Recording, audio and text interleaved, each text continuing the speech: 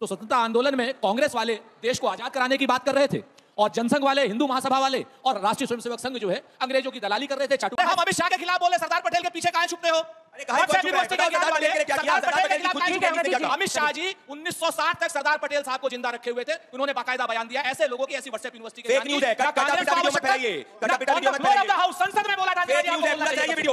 संसद में अभी आपकी इस डिबेट में एक महापाप किया गया है, गांधी जी को विदेशी एजेंट घोषित कर दिया गया। नहीं कहा, मैंने आपका नाम भी नहीं लिया। देश की जनता को गुमराह नहीं कर सकते। मैंने आपका नाम भी नहीं लिया। को लेकर के कहा था कि आखिर क्या कारण था, कौन किसके साथ अलायंस है। अब वो बोले, मैंने तो इनका नाम भी नहीं लिया। चोर की दाढ़ी में मैं ये बोल भी नहीं सकता। सवाल क्या है? महत्वपूर्ण सवाल यह है कि क्या आरएसएस ने आजादी की लड़ाई में कभी भी हिस्सा लिया? कभी भी? क्या हेडगेवार को छोड़कर आरएसएस का कोई भी प्रमुख कभी जेल गया? क्या आरएसएस का एक भी स्वयंसेवक कभी फांसी के फंदे पर लटका जैसे भगत सिंह लटके? क्या चंद्रशेखर आजाद की तरीके से शहादत दी? एक भी जेल नहीं गया हेडगेवार साहब को छोड़ के।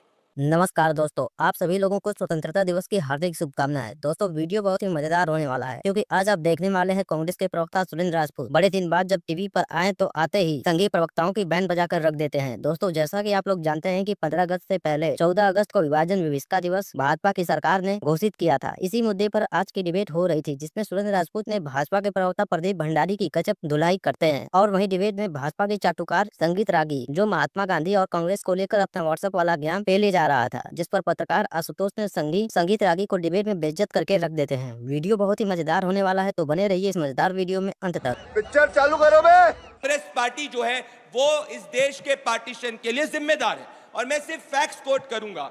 एमके नायर जो सेक्रेटरी थे सरदार पटेल के, उन्होंने ये कहा था कि जवाहरलाल नेहरू ने इस देश के ऊपर पार्टीशन को थोपा था और जब सरदार पटेल ने इसका विरोध किया था तो जवाहरलाल नेहरू ने सरदार पटेल को इंग्लिश में कहा था, you are a communal person, you will never understand it. तो अगर सरदार पटेल को कांग्रेस पार्टी कम्युनल कह सकती है तो ये फिर हर सच्चाई को कम्युनल कह सकती है। हाँ। और ये 10 सेकंड में अपनी बात कंप्लीट करूंगा अंजना जी। अलग अलग बुक्स की रेफरेंसिंग में भले guilty man of India's partition, ये राम मनोहर लोहिया जो सबसे बड़े समाजवादी नेता थे, वो लिखते हैं कि नेहरू की अपॉर्चुनिटी सीकिंग और हिपोक्रेसी की वजह से और जिन्ना की वजह से देश का पार्टीशन हुआ। और आप जानते हैं कि 1948 के अंदर मेरे पास लेटर है वाइसरॉय के, और उस लेटर के हिसाब से 1948 जो तय की गई थी वो पहली तारीख थी जब देश को आजादी मिलनी थी, परंतु 9 महीने पहले इसीलिए मिली थी क्योंकि जवाहरलाल नेहरू की ग्रीड ऑफ पावर थी। और ये मैं नहीं कह रहा हूं, ये उस वक्त वाइसरॉय माउंटबेटन के, इस वक्त मैं आपको दिखाना चाहता हूं, माउंटबेटन द लास्ट वाइसरॉय ने अपने खुद लिखा गया है। तो अगर हम तथ्य कोट करेंगे तो उसमें गलत क्या है अंजना जी? ये युवा पीढ़ी है, इसको जानना जरूरी है कि सच्चाई क्या है, सुरेंद्र राजपूत की राजनीति ना हो। ये कह रहे हैं ये युवा पीढ़ी है, इनको सच्चाई तो जानना चाहिए। जिस वक्त इस देश का जन्म हुआ कौन जिम्मेदार था उस बंटवारे के? अभी मजा आएगा ना भिड़ो। बात तो सही कही अंजना जी इन्होंने कि युवाओं को जानना बहुत जरूरी है। युवाओं को जानना तो ये भी जरूरी है कि स्वतंत्रता आंदोलन में कौन था और स्वतंत्रता आंदोलन में अंग्रेजों की चाटुकारिता और अंग्रेजों की दलाली कौन कर रहा था। तो स्वतंत्रता आंदोलन में कांग्रेस वाले देश को आजाद कराने की बात कर रहे थे और जनसंघ वाले, हिंदू महासभा वाले और राष्ट्रीय स्वयंसेवक संघ जो है अंग्रेजों की दलाली कर रहे थे, चाटुकारी कर रहे थे और मुखबिरी कर रहे थे। तो देश को तो ये जानना आवश्यक है, इतिहास में ये जाना चाहिए, इसमें कहीं कोई दो राय नहीं। मैं प्रदीप भंडारी का समर्थन करता हूं। जो लोग जिन्ना को अपना नेता मानते थे अंजना जी, जिन्ना को, जिस भारतीय जनता पार्टी अपना नेता मानती है, जो जनसंघ जो जिन्ना को नेता मानती है, जो राष्ट्रीय स्वयंसेवक संघ आरएसएस जिन्ना को अपना नेता मानता है, गुजरात में जो सबसे बड़े स्वतंत्रता जो पहले 10 सेनानी थे, आरएसएस का मुखपत्र और आरएसएस की जो वहां की यूनिट है उसमें जिन्ना को सर्वोच्च स्थान पर रखती। जिन्ना को नेता मानने वाले लोग कांग्रेस को सीख न दें, एक बात। दूसरी बात, एक फैक्ट बहुत जरूरी है बच्चों आपको जानना, ये लोग तो विरोध में थे, मान लीजिए बंटवारे के, विभाजन की विभीषिका हुई थी और 15 तारीख को जो हमारी कैबिनेट बनी थी उसमें इनके पितृ पुरुष श्यामा प्रसाद मुखर्जी मंत्री थे। मंत्री क्यों बने थे भाई? अगर आप दुखी थे, आप अगर विभाजन के विरोध में थे, आप बोल क्यों मंत्री बने थे जवाहरलाल नेहरू के साथ में? नंबर 1। नंबर 2, वो जनसंघ जो ये कहती थी अंग्रेजों से, सावरकर साहब का कोट है, वो ये कहती थी कि साहब हिंदुस्तान को आजाद करो तो नेपाल के राजा के अंडर में कर दो। अगर इनकी चलती, भाजपा वालों की चलती, तो आज जो है नेपाल का राजा हमारा राजा होता। ये इन लोगों का वो है। एक मिनट बीच में मत बोलिए। ठीक है, पूरा कर ले। पूरा कर लिए, मैं जवाब। हमारे पास पूरी जानकारी है, तथ्यों के साथ, ना हो तो मुकदमा कर दीजिएगा, ठीक है कि नहीं? फिर राहुल गांधी जैसे माफी मांगनी पड़े। ये जो है, इनको प्रेरणा मिली कहां से विभाजन विभीषिका दिवस मनाने की? भाई किसी के घर में बच्चा होता है तो सोहर गाया जाता है, अंजना जी, गाया जाता है ना। प्रसव पीड़ा दिवस तो नहीं मनाया जाता ना। भारतीय जनता पार्टी वाले 14 तारीख को जब बिरयानी खा के हमारे मोदी जी वहां से आए, जवाब दे, मोदी जी वहां से आए बिरयानी खा करके, और वहां से ले आए विभाजन विभीषिका दिवस। और इसको आप फैक्ट को चेक कर लीजिए कि जब मोदी जी पाकिस्तान से बिरयानी खा करके आए थे, उसके बाद इन्होंने विभाजन विभीषिका दिवस मनाया, उससे पहले तो नहीं मनाया। तो ये सारी की सारी चीजें जब आप देखते हैं कि मोदी जी और आपके क्या नाम नवाज शरीफ साहब बिरयानी खाएं और यहां पर विभाजन विभीषिका दिवस मनाएं, इन्हें किसी ना किसी रूप में अपने पितृ पुरुष जिन्ना को याद करना है। जिन्ना को क्या बढ़िया था गुरु। याद करने के लिए आप बंटवारा दिवस मना रहे हैं। वाह जी सुरेंद्र, छोटा सा जवाब फिर अन्य मेहमान। कांग्रेस पार्टी को बनाया ही एक अंग्रेज, एओयू में है। असली अंग्रेज के दलाल जो है, जिसको कांग्रेस ने बनाया, वो बात कर रहे हैं भैया। गूगल करिए किसने कांग्रेस पार्टी को बनाया। एक ब्रिटिशर एओयू ने कांग्रेस पार्टी को बनाया। दूसरी फेक न्यूज, वीर सावरकर कभी जनसंघ का हिस्सा ही नहीं थे, वीर सावरकर को कोट कर रहे हैं। अच्छा। तीसरी बड़ी बात भैया, 2019 में सर्जिकल स्ट्राइक हुई थी, ये 2022 से बनना शुरू हुआ है। क्या बात कर रहे हैं? इतना पाकिस्तान की तरफदारी करने लग गए, पोस्टर बॉय बन गए कि यही नहीं पता सर्जिकल स्ट्राइक कब हुई और कब पार्टीशन विभीषिका दिवस की बात हुई। मैं बड़ी बात कहूंगा, क्या हिंदू, सिख और माइनॉरिटीज पीड़ित नहीं थे? क्या उनके साथ में धार्मिक रूप से प्रताड़ना नहीं हुई थी? क्या ये हमको जानने का अधिकार नहीं है? ये हमको जानने का अधिकार है। सवाल ये है कि कांग्रेस पार्टी जो अफजल गुरु वाले कन्हैया कुमार के साथ में खड़े हो जाती है जेएनयू के अंदर, वहां उस दिवस को उनको बनाने के लिए तैयारी है। अफजल तेरे कातिल शर्मिंदा होंगे, एक आतंकवादी। परंतु आर्टिशन के पहले पार्टीशन की बात करना इनके लिए नहीं है। क्यों? क्योंकि पीड़ित हिंदू और सिख और माइनॉरिटीज थे, जिससे इनकी वोट बैंक की राजनीति खराब होती है। मैं ओपन चैलेंज करना चाहता हूं, आप सभी बच्चे हैं, युवा हैं, नौखाली के अंदर पूरी की पूरी तरीके से हिंदुओं को चुन चुनकर मारा गया था। कांग्रेस पार्टी ने कभी भी 70 सालों में इस दर्द को और इस सच्चाई को क्यों नहीं स्वीकारा? सच स्वीकारना ये हमारा कर्तव्य धर्म है, परंतु कांग्रेस नहीं करती है, क्योंकि जब भी इसका वोट बैंक हिलता है, इसको दिक्कत होती है। 5 सेकंड का इसका जवाब। वो कह रहे हैं कि आप सच से कब तक भागेंगे? ये बच्चे इतिहास क्यों ना जाने? बिल्कुल, तेरा तो गेम बजाना पड़ेगा। बच्चे ये इतिहास जाने, नोआ खाली का भी इतिहास जाने।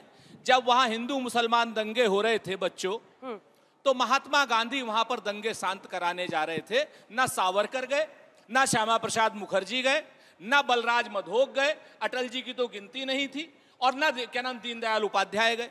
हम तो शांत कराने वाले लोग हैं या आग लगाने वाले लोग हैं, नंबर 1। और नंबर 2, व्हाट्सएप यूनिवर्सिटी का ज्ञान अंजना जी सिर्फ 2 सेकंड में अभी कह रहे थे, पता नहीं अभी अमित शाह जी बोल रहे थे।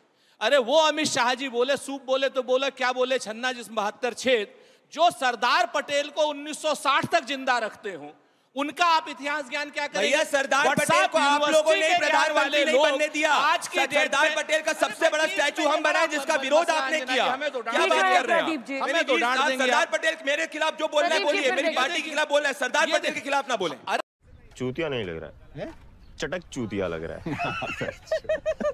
अबे हम अमित शाह के खिलाफ बोले, सरदार पटेल के पीछे काहे छुपते हो? व्हाट्सएप यूनिवर्सिटी के सरदार पटेल के लिए क्या किया? सरदार पटेल की खुद की चुप्पी ने क्या कहा? अमित शाह जी 1960 तक सरदार पटेल साहब को जिंदा रखे हुए थे। उन्होंने बाकायदा बयान दिया। ऐसे लोगों की, ऐसी व्हाट्सएप यूनिवर्सिटी के फेक न्यूज है, कटा पिटा वीडियो मत फैलाइए, कटा पिटा वीडियो मत फैलाइए। संसद में बोला था, फेक न्यूज है, पूरा चलाइए वीडियो। संसद में बोला था 1960 तक सरदार पटेल पार्टी कर रहे थे जब हिंदू और सिखों को मारा जा रहा था पार्टीशन के समय। नेहरू जी तो अपने पार्टी में व्यस्त थे। तरीके के लोग, व्हाट्सएप ज्ञान वाले लोग, ये क्या बोलेंगे आकर के? जो लोग अंग्रेजों की चाटुकारिता कर रहे थे, अंग्रेजों को बनाने वाले महात्मा गांधी ने कहा था कांग्रेस को डिसबैंड कर देना चाहिए आजादी के बाद। ये क्या बोलेंगे? आप क्या बोलोगे? एक तथ्य नहीं कोट कर पाए। व्हाट्सएप बोलो, बताओ मैंने कौन सी चीज फैक्चुअली गलत बोली है? बताओ सुरेंद्र राजपूत कौन सी चीज फैक्चुअली गलत बोली है? जो सरदार भगत सिंह का वकील था आसफ अली, कांग्रेस का आदमी, संघ वाले क्या कर रहे थे? कोई बताए? मैं बताता हूं। चंद्रशेखर को मारने वाला मुखबिर संघ का आदमी। Fake news. हम थोड़ी है, कैसी बातें कर रही है? Fake news. सब कहां है? दिखाइए। सबसे बड़ी चीज कोट करिए। नहीं नहीं ऐसे नहीं चलेगा। बातें ना करें। यशपाल की किताब को बिल्कुल मैं कह रहा हूं, कोट करिए उस किताब के अंदर। को भुलाकर कोई भी देश आगे नहीं बढ़ सकता, कोई व्यक्ति नहीं बढ़ सकता आगे। आपको अपने इतिहास को समझना जानना चाहिए। लेकिन 2025 में इसका रेलेवेंस क्या है, ये युवा पूछेंगे तो क्या बताइएगा? देखिए अंजना जी, जो समाज अपने इतिहास को छोड़ देता है, इतिहास बार बार फिर दोहराता है।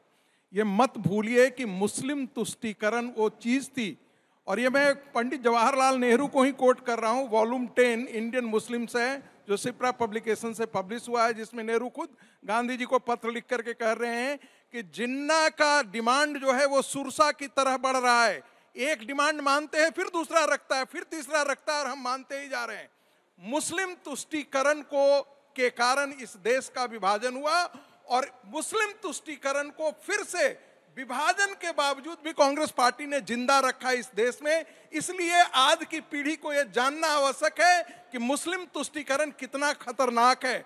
23% मुसलमानों के लिए कांग्रेस पार्टी ने 35% उस समय जमीन दे दी थी। आपको जानना चाहिए, यह आज की पीढ़ी को जरूर जानना चाहिए कि 15 अगस्त 1947 को भारत का विभाजन हुआ है, 14 अगस्त को पाकिस्तान बनता है, और बाउंड्री जो पंजाब के अंदर पाकिस्तान से हमारी जो डिसाइड होती है, उसका निर्णय किस दिन होता है मालूम है? 17 अगस्त 1947 को। यानी विभाजन सत्ता के लिए नेहरू ने साइन कौन किया था विभाजन के दस्तावेज पे? सावरकर साइन करने गए थे, हिंदू महासभा साइन करने गया था, श्यामा प्रसाद मुखर्जी साइन करने गए थे, राष्ट्रीय स्वयंसेवक साइन कर, मुस्लिम लीग ने उस विभाजन के अभी बदत है भाई, अभी बदत है। दस्तावेज पर हस्ताक्षर किए, नेहरू ने उस विभाजन के दस्तावेज पर हस्ताक्षर किए। कांग्रेस पार्टी और मुस्लिम लीग इसके जिम्मेदार थी, और टू नेशन थियरी 1887 और 1886 सर सैयद ने शुरू किया था। सावरकर के नाम पर ये थोपते हैं। सावरकर ने जिस दिन ये छपा था, उसके 2 ही दिन बाद प्रेस कॉन्फ्रेंस करके कहा था हम अखंड भारत के लिए है। क्विट इंडिया मूवमेंट के साथ इसलिए नहीं जनसंघ खड़ा हुआ था कि 1 मई 1940 को गांधी ने कहा था इस देश में मुस्लिम राष्ट्र में पसंद है, ब्रिटिश शासन चला जाए तो चला जाए। ऐसे के साथ न अंबेडकर खड़े थे, न हिंदू महासभा। और एक बात और मैं जोड़ देना चाहता हूं, कांग्रेस पार्टी कभी भी अखंड भारत के पक्ष में नहीं थी। बार बार कहते हैं कि जाकर के, अरे नोआखाली में आप चले जाते हैं जहां पर कत्लेआम हो रहा है, पाकिस्तान क्यों नहीं गांधी गए थे? ये पूछ सकता है ये देश कि जहां हिंदुओं का कत्लेआम मचा हुआ था, वहां पर उसको बचाने के लिए कौन पार्टी खड़ी थी? सारे ये कांग्रेसी भाग गए थे झोला चाह। वहां कौन हिंदुओं की सुरक्षा कर रहा था? आर्य समाज, हिंदू महासभा, राष्ट्रीय स्वयंसेवक संघ, ये लोग हिंदुओं की सुरक्षा में लगे हुए थे। ये सारे कांग्रेसी चट्टे वहां से भाग करके आए थे।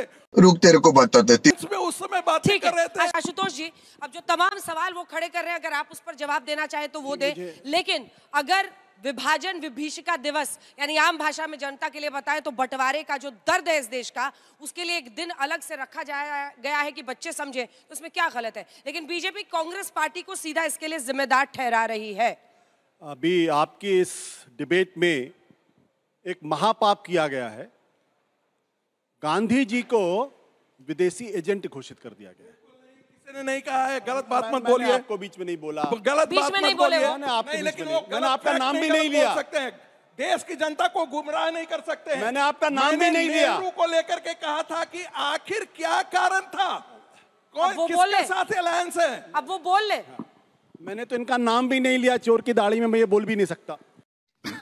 सही पकड़े हैं। अभी क्या बोला? किसके इशारे पे? कौन थे जिन्होंने जवाहरलाल नेहरू को अपना उत्तराधिकारी घोषित किया? तो उनका नाम था महात्मा गांधी। किन्होंने जवाहरलाल नेहरू का नाम आगे बढ़ाया था? महात्मा गांधी। और कह रहे हैं कि किसके इशारे पे उनको गद्दी दी गई प्रधानमंत्री। तो आप वाकई में महात्मा गांधी को ही दरअसल आप दोषी ठहरा रहे हो, और इतने कंफ्यूज्ड हैं कि वो कांग्रेस अलग थी और ये कांग्रेस अलग है। तो उस कांग्रेस को आप आजादी की लड़ाई के लिए, पार्टीशन के लिए जिम्मेदार भी ठहराते हैं, और उसको एक बेहतर कांग्रेस भी मानते हैं। मतलब इतना कंफ्यूजन कहां से आता भाई, मैं तो समझ नहीं पाता। महत्वपूर्ण सवाल क्या है? महत्वपूर्ण सवाल यह है कि क्या आरएसएस ने आजादी की लड़ाई में कभी भी हिस्सा लिया? कभी भी? क्या हेडगेवार को छोड़कर आरएसएस का कोई भी प्रमुख कभी जेल गया? क्या आरएसएस का एक भी स्वयंसेवक कभी फांसी के फंदे पर लटका जैसे भगत सिंह लटके? क्या चंद्रशेखर आजाद की तरीके से शहादत दी? एक भी जेल नहीं गया हेडगेवार साहब को छोड़ के। जुम करो। और ये बात करते हैं। उसके बाद जब देश के अंदर दंगे हो रहे थे तो महात्मा गांधी को यह बताया गया कि दरअसल इसमें आरएसएस के कुछ लोगों का हाथ है। ये इतिहास के तथ्य हैं। महात्मा गांधी जी ने बुलाया गोलवलकर को, उनसे बातचीत हुई और कहा कि आप बाहर निकल के इसका खबर को लेके आप कहिए कि ये कंडेमेबल है, इस तरीके से नहीं होना चाहिए। गोलवलकर ने कभी निंदा नहीं की, कभी कंडेम नहीं किया, कभी माफी नहीं मांगी। गांधी जी के ये शब्द थे। महत्वपूर्ण सवाल क्या है कि जिन लोगों ने पाकिस्तान प्रस्ताव जब 1940 में बना, पाकिस्तान का प्रस्ताव, जिसने वो प्रस्ताव पारित किया, उसके साथ मिलकर सरकार बनाई इन लोगों ने, तब ये तो बड़े पाक साफ हैं। इनके श्यामा प्रसाद मुखर्जी अंग्रेज गवर्नर को चिट्ठी लिखकर कहते हैं कि क्विट इंडिया मूवमेंट को हर हालत में क्रश करना चाहिए। ये लड़ाई की बात करते हैं। और सबसे बड़ी बात, आखिरी बात, खुद बाबा साहब अंबेडकर ने, बाबा साहब अंबेडकर ने बाकायदा कोट है कि क्या कारण है कि जिन्ना और सावरकर की जुबान एक है टू नेशन थियरी पे। ठीक है, जल्दी से जवाब दीजिए। ठीक है, पूरा कर ले, पूरा करिए। क्या कारण है? वो कहते हैं मैं बड़ा हैरान हूं इस बात को लेके कि टू नेशन थियरी पे मोहम्मद अली जिन्ना और सावरकर की जुबान एक है। मैं हैरान हूं इस बात को लेके। ठीक है। और इसके साथ एक 10 सेकंड और मुझे दे दीजिए। इसके साथ साथ आप जरा इनसे सवाल पूछिए कि आप कांग्रेस को जिम्मेदार आजादी के लिए, पार्टीशन के लिए मानते हैं, तो क्या आप राजेंद्र प्रसाद को भी मानते हैं? क्या आप महात्मा गांधी को भी मानते हैं? क्या आप सरदार पटेल को भी मानते हैं? क्योंकि ये सब लोग कांग्रेस। डायरेक्ट सवाल था उनका, डायरेक्ट सवाल है, उसके बाद से मैं आ रही हूँ। देखिए, आप लोग आजा संडास दिखा दो। हाथ उठाइएगा जिसको सवाल पूछना है। क्विट इंडिया मूवमेंट का विरोध तो बाबा साहब अंबेडकर ने भी किया था। 1939 में हिंदुओं को ब्रिटिश आर्मी में भर्ती होने के लिए डॉक्टर अंबेडकर ने भी किया था। गांधी के तुष्टीकरण की निंदा डॉक्टर अंबेडकर ने भी किया था। आप सोच लीजिएगा, आप राष्ट्रपिता महात्मा गांधी के खिलाफ बोल रहे हैं, फिर वो उसको पकड़ेंगे तो मत बोलिएगा। ये तो महात्मा गांधी को एजेंट बना चुके हैं। महात्मा गांधी को एजेंट बनाने का काम संगीत रागी ने किया है। माफी मांगनी चाहिए। उन्होंने कहा कि गांधी जो है वो देश के साथ गलत कर रहे हैं। ये डॉक्टर अंबेडकर का लिखा हुआ है, आप पढ़िए तो सही। माय थॉट्स ऑन पाकिस्तान पढ़ के दीजिए। और इसलिए उन्होंने कहा, मैंने तो कहा कि 1886 और 1887 में जिन मुसलमानों को, जिसके बारे में कहते हैं टू नेशन थ्योरी, वो तो सर सैयद ने दिया था। 1886 में मेरठ की सभा में 1940 में किसने दिया था? अरे नहीं था, सावरकर ने उसको डिस्काउंट किया है। अगले दिन की प्रेस ब्रीफिंग में एक बात और, ठीक है, जल्दी पूरा कीजिए, जिसका मैं 2025 में लौटना है मुझे। करके कहा था, महात्मा गांधी, पंडित जवाहरलाल नेहरू की धारा अलग थी, नेहरू की धारा अलग थी।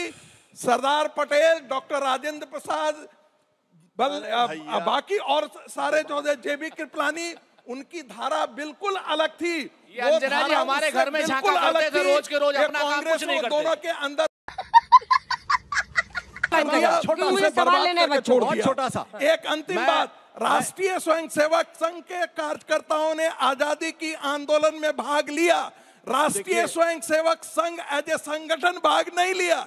ये अतथ्यात्मक गलती इन्होंने। आज भी राष्ट्रीय स्वयंसेवक संघ सत्ता में जल्दी बोलिए, राष्ट्रपति बोलिए आप, मिस्टर रागी जल्दी। संगीत रागी जी की स्तुति गान करता हूं कि उन्होंने कम से कम ये तो मान लिया पब्लिकली कि आरएसएस का भारत की आजादी की लड़ाई में कोई रोल नहीं था। वही गलत बात। अरे आप ही ने कहा भाई महाराज, अब मैं क्या बोलूं यार। मैंने कहा गलत बात। अब मुझे बोलने दीजिए। 1930 की गलत बात नहीं। दूसरी बात, मैंने दूसरी बात के बारे में बात की। If you go by logic, तो दरअसल ये सर सैयद अहमद का शिष्य बना रहे हैं विनायक सावरकर को। को मैं शिष्य ना, बना रहा आपने हूं कहा क्योंकि टू नेशन थियरी के विभाजन जनक सर सैयद अहमद थे। पंडित नेहरू ने सिग्नेचर किया था। अरे भाई, आप सावरकर ने मुझे नहीं बोलने किया दीजिए था। ना। रागी जी, मुझे माइक हटाना पड़ेगा फिर। नहीं, वो गलत, फैक्चुअली गलत बोल रहे ठीक है, हैं। तो हाथ उठाइए ना, आपको टाइम दूंगे, ऐसे थोड़ी बोलिएगा। समय बर्बाद हो रहा है ना, बच्चों को सवाल इन्होंने पूछना खुद ही है। कहा कि टू नेशन की थियरी सर सैयद अहमद ने दी, यही कहा ना इन्होंने। सर और बाबा साहब अम्बेडकर कहते हैं टू नेशन थियरी। माना किसने? अरे भाई यार, ये अरे रागी जी, गलत बात। रागी जी फिर ऐसे सब चिल्लाने लगे, सोचिए क्या होगा। तो जब टू नेशन थियरी के जनक सर सैयद अहमद थे और उसको पालन करने वाले, उसका समर्थन करने वाले अगर विनायक सावरकर थे, तो आप तय कर लीजिए कि आप सर सैयद अहमद की बात सुन रहे थे या महात्मा गांधी की बात सुन रहे थे। धागा खोल दिया एकदम।